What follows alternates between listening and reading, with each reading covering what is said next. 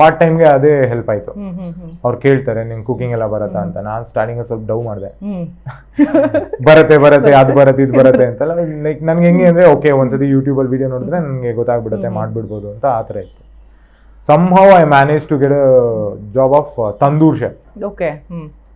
ಏನೋ ಪಾತ್ರೆಯಲ್ಲಿ ಅಲ್ಲಾಡ್ಸಿದ್ದಾರೆ, ಏನೋ ಮಾಡ್ಬೋದು, ಬಟ್ ಇದು ತಂದೂರು. ಆ ತಂದೂರು ಕೈ ಹಾಕ್ಬಿಟ್ಟು ಬಿಸಿ ಇರುತ್ತೆ, ಅಲ್ಲಿ ಅಂಟಿಸ್ಬೇಕು, ರೋಟಿ ನಾನ್ ಹಿಂಗೆಲ್ಲ ಮಾಡ್ಕೊಂಡು ಅದು ಹೆಂಗೋ ಜಾಬ್ ಪಡ್ಕೊಂಡೆ. ಅದಾದಮೇಲೆ ಅವ್ರು ಟ್ರೈನಿಂಗ್ ಕೊಟ್ಟರು, ಸ್ವಲ್ಪ ಟೈಮ್ ಒಂದು ಗ್ರಿಪ್ ಸಿಕ್ತು, ತಳ್ಕೊಂಡು ಹೋಗ್ತಿದ್ದೆ. ಆಮೇಲೆ ನನ್ನ ಕೆಲಸ ನೋಡ್ಬಿಟ್ಟು ನಿಮಗೆ ಇಂಡಿಯನ್ ರೆಸ್ಟೋರೆಂಟ್ ಅಲ್ಲೇ ಜಾಬ್ ಆಗಿದೆ? ಇಂಡಿಯನ್ ಇದು ಗುಜರಾತಿ ರೆಸ್ಟೋರೆಂಟ್.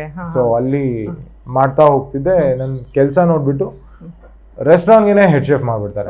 ನೀವು ಕರೀಸು ಕಲ್ತ್ಕೊಂಡ್ಬಿಡು, ಹೆಂಗೋ ತಂದೂರ್ ಗೊತ್ತಿದೆ, ನಿಂಗೆ ಕುಕಿಂಗು ಬೇಸಿಕ್ ನಾಲೆಜ್ ಎಲ್ಲ ಇದೆ, ಸೊ ಕರೀಸು ಕಲ್ತ್ಕೊ ನೀನು ಅಂತ ಹೇಳಿದ್ರು. ಸೊ ಕರೀಸು ಕಲಿತೆ. ಎಂಟೈರ್ ರೆಸ್ಟೋರೆಂಟ್ಗೆ ಮುಂಚೆ ಇದ್ದಿದ್ದು ಅಮಿತ್ ಅಂತ ಒಬ್ರು ಶೆಫ್ ಇರ್ತಾರೆ, ಪಂಜಾಬಿ ಅವರು ಬೇರೆ ಕಡೆ ಶಿಫ್ಟ್ ಆಗ್ತಾರೆ, ನನ್ನ ರೆಸ್ಟೋರೆಂಟ್ಗೆ ಹೆಡ್ ಶೆಫ್ ಮಾಡ್ಬಿಡ್ತಾರೆ. ಅವಾಗ ನನಗೆ ತುಂಬಾ ಹೆಲ್ಪ್ ಆಯ್ತು ಮ್ಯಾಮ್. ಆ ಕುಕಿಂಗ್ ಸ್ಕಿಲ್ಸ್ ಏನೇನಿತ್ತು ಎಲ್ಲ ಇಲ್ಲಿ ಬಿಗ್ ಬಾಸ್ ತುಂಬಾ ಹೆಲ್ಪ್ ಆಯ್ತು.